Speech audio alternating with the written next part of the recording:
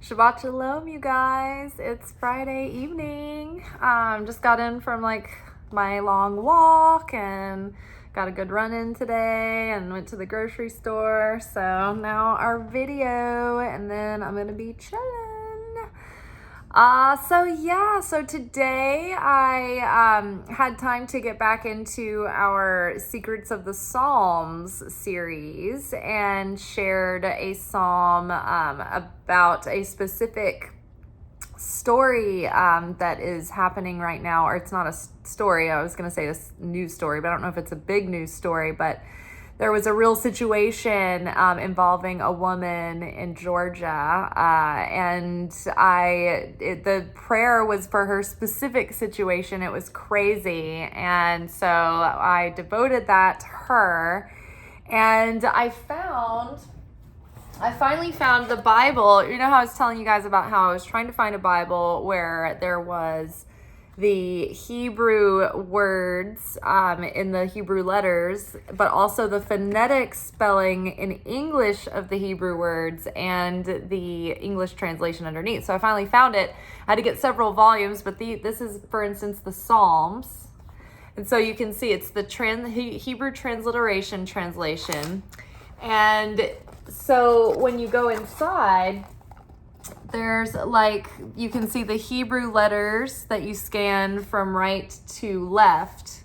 And then they have the Hebrew words spelled out phonetically with English letters that you still read from left to right. And then they have the English translation from left to right. And so this is amazing because then you can visually scan the Hebrew letters, which is an exercise that helps your soul connect to God and make that connection to the Creator, and it really feeds your soul.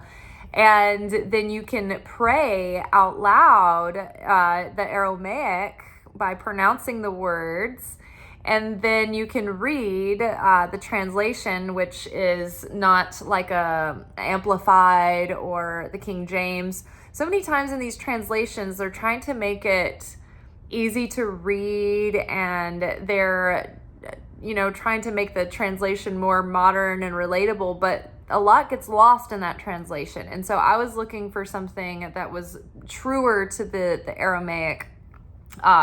So I think it's the Masoretic text or the Syriac Aramaic that is the oldest, rawest translation. So far I like it. I started to read in Genesis, and it's nice because you can see the different names of God that are used in different scenarios rather than just the word God all the time. Sometimes it's Elohim, sometimes it's Adonai, sometimes it's El Shaddai, or there's a lot of different names that are used for God. So I like to have at least that ability to see which one is used in different contexts and by who. So we'll see as I get deeper into my studies how that goes and what I find. But today we're here for our weekend reflection message, where we are really tying up this week's themes. And we are reading from the Radiant Sun Oracle and the Dreaming Way Tarot. So we got the Sun in Aries, which is assertion, which we are now in Aries season. And tomorrow we have, I don't know whether I guess it would be considered later tonight we have the eclipse, or tomorrow night we have the eclipse. I guess, I mean, it's counting as Saturday, but I think it's in the middle of the night tonight and in the middle of the morning tomorrow. So tomorrow before work, I will make our lunation workshop. But we have this solar eclipse happening with our new moon in Aries, which marks our new year, the elemental new year. Yay! So we have that, and it is really highlighting, I think, the major issues and contrast, and creating a moment of awakening in a lot of people individually and collectively. There's a feeling of like a line being drawn in the sand. And before we go any further, I'm going to let you guys hear the audio paired with the picture of our layout, and then we'll continue talking about the cards. So don't go away. We're going straight in after this. This weekend's new moon solar eclipse in Aries marks our elemental new year. This invigorating energy gives us renewed sense of fire and determination to go after our mission and purpose in this world. The confusion, illusion, and dreaminess of watery Pisces is burning off like vapor, and we're getting our feet planted on solid ground again. We have a clear and sound vision on how to move forward. There's a deconstruction underway that is dismantling false prophecy and false beliefs, both at an individual level and in the collective. This Lent, Passover, and Easter season is highlighted in a way that I've never seen before. It's the 5D battlefield where the line is being drawn in the sand. We have more souls than ever awakening to the true meaning of Christ. We have more souls than ever beginning to understand what the exodus from Egypt was all about. As we find ourselves playing out this event again and again, no time more exquisitely potent than now, possibly even since the original Exodus. We have season 5 of The Chosen premiering just in time to remind people of Jesus tearing through the holy temple, which had become nothing more than a corrupt marketplace, while our government is selling their own personal angel for $1,000 each. Make no mistake, what they are touting is evil, false prophecy, and antichrist. We are born with angels. And we have a direct connection to God and to Jesus and to the Holy Spirit that we need no one outside of us to connect with. Keep your heart and eyes fixed on the light of God that dwells within you, that also we dwell within. Do not let the noise of oppression and fear disconnect you from God's rest and provision. Cleave with all of your heart and soul and strength to the truth that is within you, whose gentle whispers roar over the screams of evil and tyranny. Your steps are ordered by the Lord, who guides you, leads you, and protects you. Be love, and may peace be with you. Amen. All right, we back. So, you heard what I was talking about there. So we've got the sun in Aries here. We have Jupiter in Aquarius, in Ovation. Ink on my finger. And we have Saturn in Libra, which is devotion. So, well, okay, I'll show you everything else before I'm like, when do I start talking? I want to start talking. Okay. Underneath assertion, we have King of Pentacles. Underneath innovation, we have the Hierophant. And underneath devotion, we have the Knight of Pentacles. So we have, we're all this week, the themes have been going inward, going deep within, practicing prayer, meditation, making that direct connection with God, with the Creator, finding that we are the temple, and that the way that we access the inner temple is to sit in stillness and to receive and to go within in sort of inactivity. We don't go outside of ourselves. We get quiet and we go within and we connect with our studies and we gain wisdom through those. We gain wisdom through prayer, through deep connection, and through silence, silently connecting. Now, it's interesting because in outer news, in U.S. news, we had the head of our Department of Faith coming on in the media advertising that for $1,000, if you donate to her $1,000, you will be assigned an angel, your own personal angel, and you will be safe from sickness and illness and suffering and poverty for the year, and you will be blessed for the year. I've been disgusted and enraged by this ever since I heard it. And when I watched the video of her talking about this, all I could see was her blacked out eyes, and I could smell the disgusting sulfuric fumes of demonic influence through the screen. This is evil. This is the Antichrist. This is absolute false prophecy, and it is wrong. This is the one thing that Jesus totally lost his shit over and flipped tables and went tearing through the markets that were built outside of the temple. And I mean, this is when he had that righteous anger. The only time Jesus was ever destructive or like chaotic, or even like the hint of negativity or lawlessness, right? It was a righteous anger he was displaying for all the right reasons.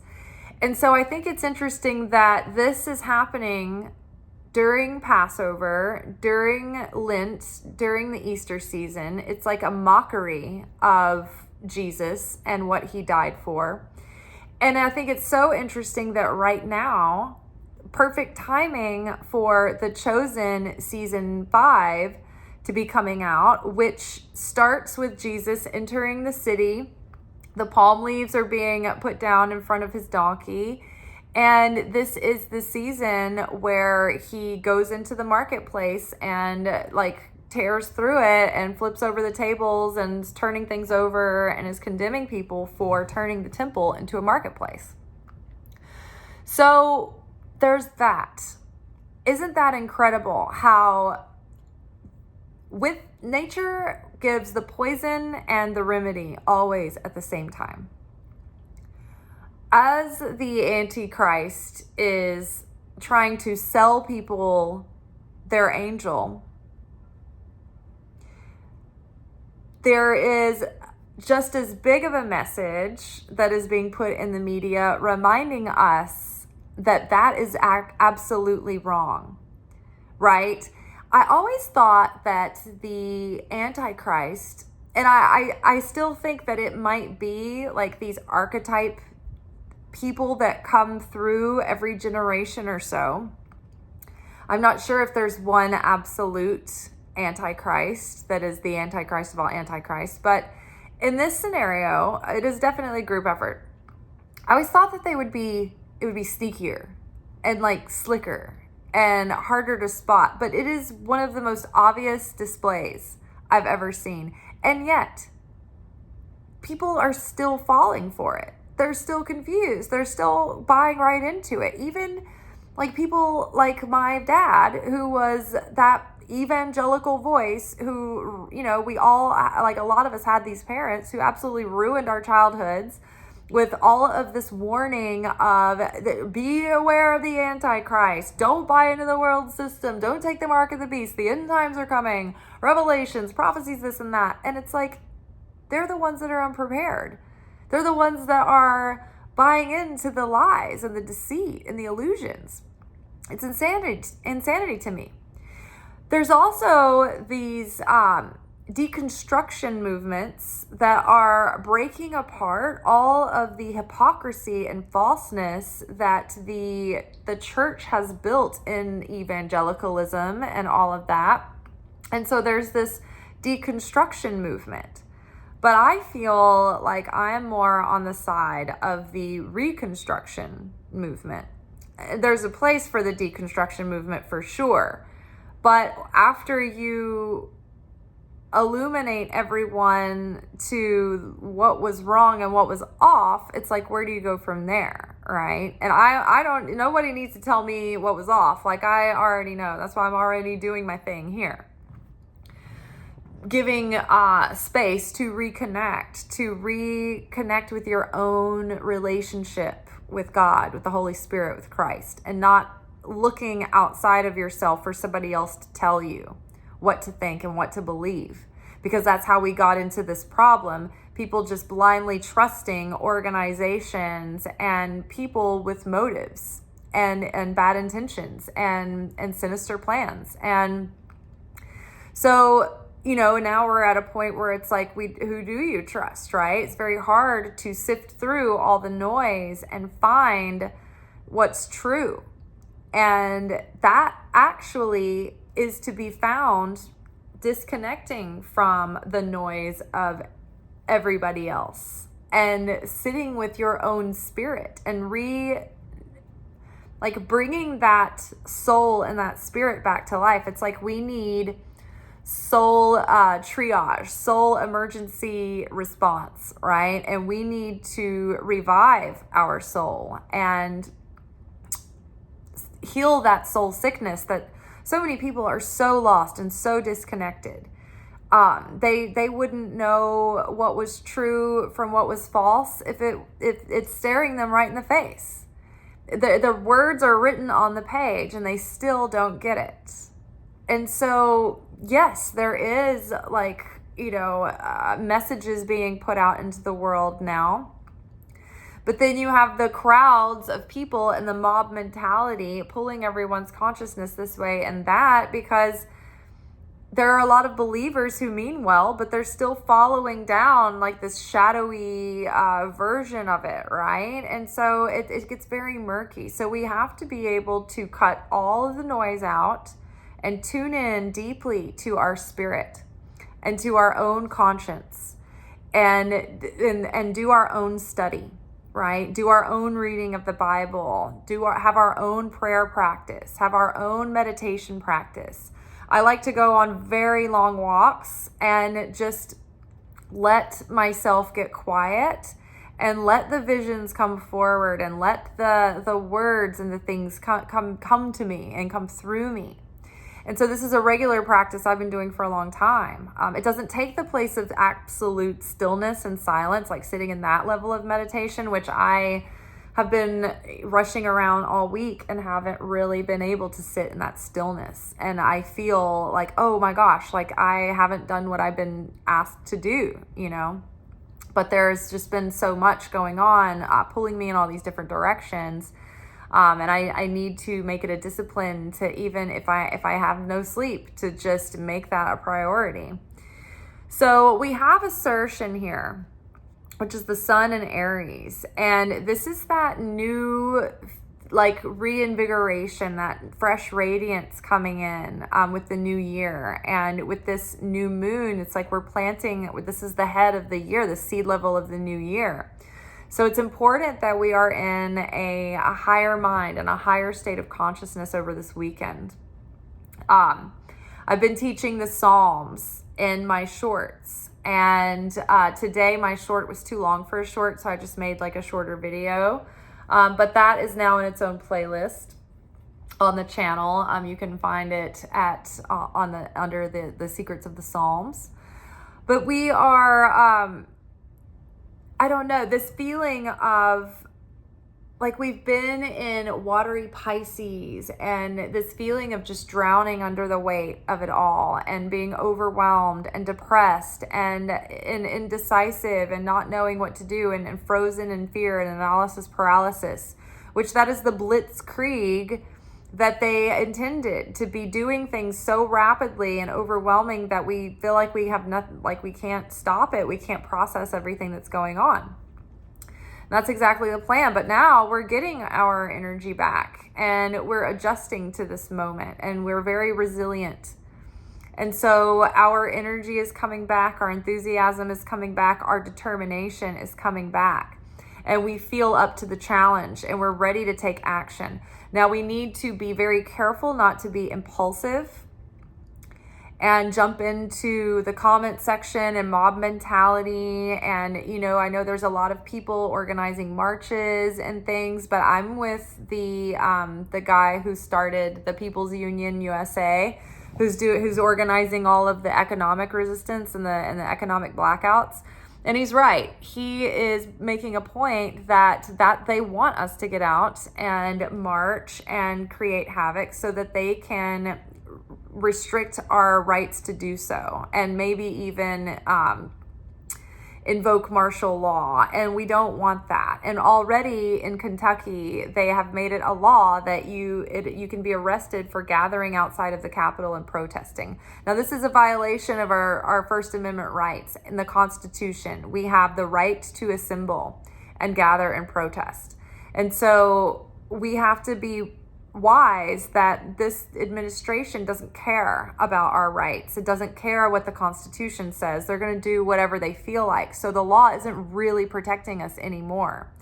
And, judges are ruling against this administration, and they're still doing whatever they want. So economic resistance is the way. All they know is a bottom line. All they care about is money, and no one can force you to spend your money. And so we take our money and we hold it. And we only spend it on things that are necessary, that we want, and we avoid these companies that are the sinister plotting companies of these oligarchs. So we're feeling more grounded and more ready to take on this challenge. We're feeling more confident and assertive, and we're feeling like, all right. And even with our own personal dreams and goals, it's like we're feeling the motivation to get going again. We're feeling the excitement again to take action and to do and to make and to create. But we want to be wise not to be impulsive and make costly mistakes. So we've got the King of Pentacles here, and I think that this is really highlighting the call for the healthy divine masculine that needs to rise during this time. The healthy divine feminine needs to rise during this time as well, and I think that we are going to be leading the way because the divine feminine is the thing that's been oppressed and silenced for so long. And so there's been, people pointing out, and I think this is true, that a lot of men feel angry and bewildered and lost during this time. And so they're feeling either the pendulum is swinging towards wanting to be aggressive and control and dominate, or wanting to passively, fade back and disappear and avoid and get lost in numbing mechanisms. And so, we need to heal the masculine because the masculine's pain and loneliness and isolation and anger is being weaponized against them and against women. And so we need to disarm the anger that is going back and forth between the genders right now, and we need to come together and find unity. Meanwhile, the divine feminine needs to awaken. The wild elemental wisdom and the deep knowing and the void of the creation of the womb within us. We need to re-tap into that. I see so many hundreds of people every week, and I am exposed to their personalities because I'm waiting on them. I'm waiting on their tables, and I listen to them talking, and I see their behavior, how they choose things, if they're capable of choosing things, how they behave, what their energy is. And there's not a lot of wild, wise, free, in tune, in touch feminines out there. They're also distracted. They're also in their toxic masculine energy, trying to force everything, trying to make it happen. Or they're in their toxic femininity where they don't know how to be decisive. They have no wisdom. They're completely disconnected from nature and from themselves and from their own untamed wildness. They're just trying to fit in like cultivated tulips to play a role. And so we've disconnected from the real divine wisdom. And so the men have no instinct to rise up and protect because they don't know what's worth fighting for, right? And they're disrespecting these women because these women are not taking their own power and their own depth in their own wisdom seriously. Now, this isn't all women. I know a lot of really great women, especially the people that I work with. I love the people that I work with. Great guys, great girls. That we are tapped into that inner truth and that inner fire and that inner power and our connection, our direct connection to spirit and to divine and our creative capacity. But these people are few and far between. And so if you have a cluster of these people in your life, by all means, get them together and really enhance this knowledge and wisdom between you. So it's when the feminine reawakens and rises again, it will cause the males, the masculine, to remember itself. And what is the divine masculine? It's that solid presence, that emotionally intelligent unmovableness, not this arrogant hubris and stubbornness and inability to change and to listen, but this is a masculine who's strong, who's the protector, who's the builder, who's the sharer, who's the nurturer. The feminine is going to be the midwife, the nurturer, the creative, the muse, right? The voice of wisdom. We are the creators of life, but we also have to break down everything that's not right now. Like like when Jesus said not one stone will be left standing in the temple, we need to break down the temple. And we need to completely deconstruct what we think that we know, what has been organized and religion and organized nationalism around religion and the perversion and the hijacking of the actual holy wisdom within religions. And we need to re-tap into that and find a way to reconnect with that wisdom and share it again and rebuild our societies and our systems and our infrastructures and our temples based on that, not greed, power, control, assertion. So here we are in this moment. And it's happening within too. We're having this individual awakening where we are tapping in to our own soul and our own spirit once more, and we're realizing that we're seeing through the deceit of these organized groups and seeing through it, and we're now feeling that same sort of righteous anger, that Jesus had when he tore through the marketplace. And now we want to confront the traditional organizations and tear them down and rebuild, reconstruct, bring newness and truth and light to the world. So we have innovation here with the Hierophant. The Hierophant is the representative of organized religion, traditional systems, and traditional leadership, right? This is the Pope here.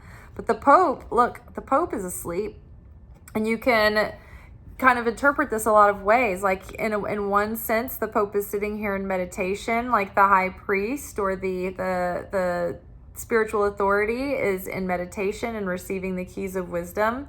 But you can also look out in the world and see that the people who have become the leaders of organized religion and church, they're asleep.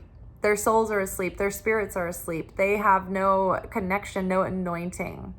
And so we have to find our connection and the anointing within us and reclaim that for ourselves on an individual level and also for the behalf of the greater whole of mankind. So many people have been left behind by the church because they could sense that there was falseness and hypocrisy, and they couldn't separate the two for themselves. And so a lot of people left the church and they left their beliefs. But I think now they're starting to realize that there's another way, that Jesus the Christ, all of the truth in that is still as true as ever. And God and the Christ are still the most powerful influences of the universe. That God is the creator of the universe, and Jesus and the Father are one. Jesus was next to the Father during the foundations of creation. So that is the most powerful influence in creation and existence. And so I think that there's no hole that can be, there's nothing that can fill that hole when you are disconnected from that, when you turn your back on that truth. But once you turn and reconnect with it for yourself, it's like there's this magic and miraculousness and fulfillment and inner rest that is undeniable, that can't be found any other way. And so I think that in these times, people are desperate for that God's rest, for that reconnection, for that sacred, for that holiness. And so they're learning to find it themselves. And what's awakening that especially is the anger that they feel when they see these people touting this blasphemous heresy and these lies. And they're trying to hijack Jesus's image to do it, to do their own bidding, to propel their own greed and their own lust for power. And so everybody is like, no, we have had enough. Like, this is not going to go on any longer. And people are standing up and speaking out against it. Unfortunately, the people who were the loudest singers in church growing up are the ones that are buying right into their deceit. And it's devastating because we're watching our family, the people that raised us, we're watching them slip away into this hypnotism, this cult that we can't get them out of. You know, I'm dumbfounded by it, honestly. Devastated, angry, and dumbfounded. So we have devotion here.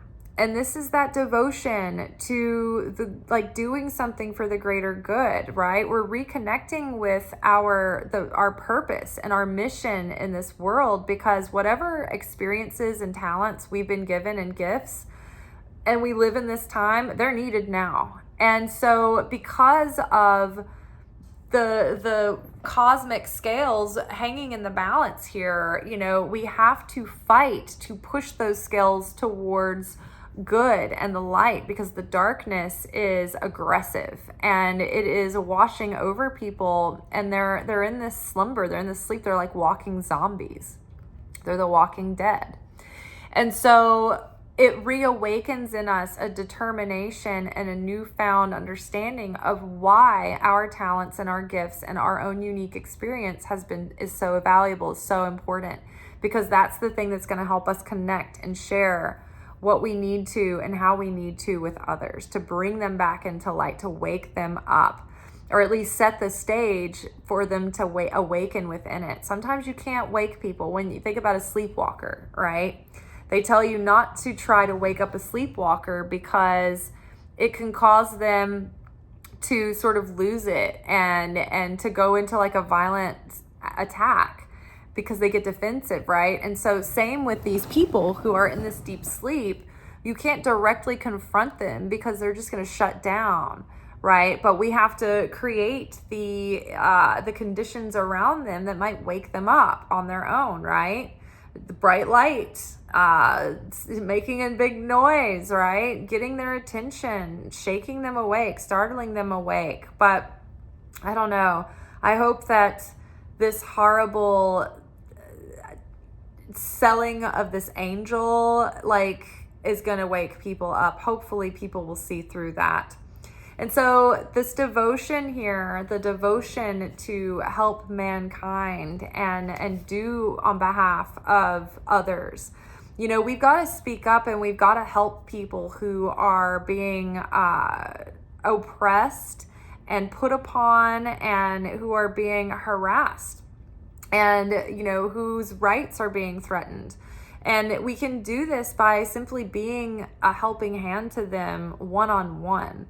Being kind to them within our communities, supporting those people, supporting their causes, paying attention to these stories that come up that you may have ignored because, oh, that has nothing to do with me, feels so far away, it doesn't affect me. Well, we're all one. And so what affects one will affect you at some point. And so with the Knight of Pentacles here, slow, steady devotion, slow, steady progress, being dependable, being stable, being consistent. showing up. It's not fast. It's not impulsive. It is sustainable. It is consistent. It is responsible and well thought out action. But also what I see here is the Knights Templar, who were on a quest for the Grail, right? The Holy Grail, the deep wisdom secrets, the protection of the most sacred, right? We are out to protect and save that Grail. And so we cannot let that be spilled out. And so it must be protected. It must be preserved at all costs. And this is like our life is devoted to this cause on behalf of the souls of all mankind, right? So there is this personal awakening happening right now. There is a reinvigoration to go after our dreams and pursue our talents and our gifts. And it's not just for the self alone. We understand now that it's for the sake of others. When we learn to, we refine and perfect the vessel so that the vessel can receive the light of the Creator. And when we are unrefined, we want to receive the light and we want to receive wisdom and we want to receive blessings and healing so that our life is better and so that we can have more joy and happiness and fulfillment and inner peace. But when we go past a certain level of consciousness and we rise above that self-centered desire to receive for the self alone, we realize that there's no real fulfillment in that. That when we rise above that, we realize that the whole point is for us to receive this healing and receive this light, not for the self alone, but for the sake of sharing, for the sake of helping others. And so even now in the pursuit of our dreams, it's like, I want to do this so that I can help other people. It's like, for instance, the show The Chosen is a great example. Trying to be a filmmaker and an actor was something that I always wanted to do.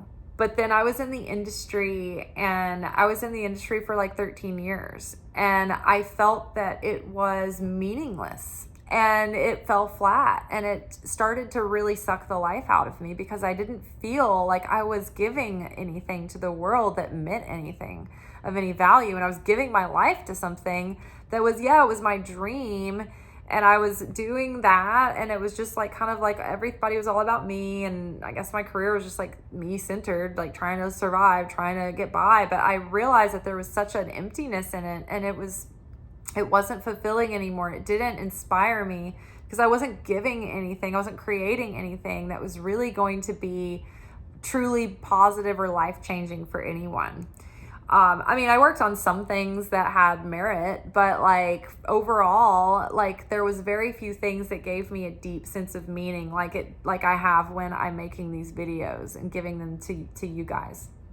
And so I was thinking about it the other night, how lucky anyone is that gets to work on The Chosen or with Dallas Jenkins, because they're actually doing something that is deeply meaningful. Like I've heard Elizabeth Tabish talk about it just in tears in interviews, because all of these actors were struggling actors.